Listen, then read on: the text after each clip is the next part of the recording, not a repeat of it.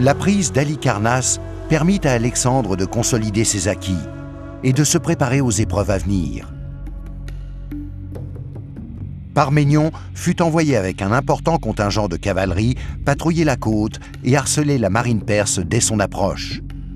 Un autre officier, Ptolémée, reçut l'ordre de rebrousser chemin pour aller rassembler des renforts.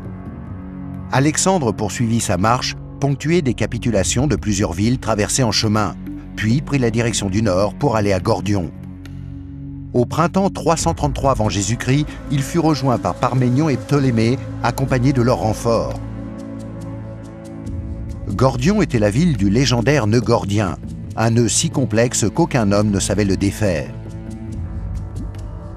Nul ne s'étonna lorsqu'Alexandre le trancha d'un coup d'épée, déclarant que l'important était que le nœud avait été défait.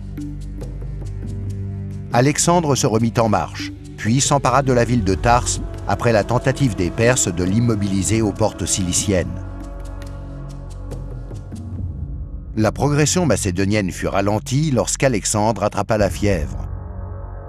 Encouragé par ce signe de faiblesse, le roi perse Darius rassembla une grande armée de 600 000 hommes et se prépara à partir à sa poursuite.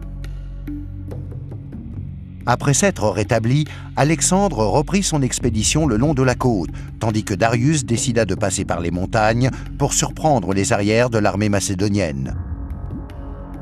Contre toute attente, Alexandre, loin d'être intimidé, fit demi-tour et marcha d'un pas décidé à la rencontre des Perses.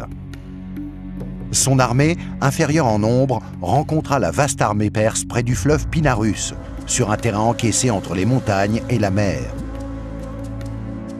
Darius ne bénéficia pas de l'effet de surprise escompté, et la marche rapide des Macédoniens accula les Perses dans un espace trop étroit pour déployer leur immense force.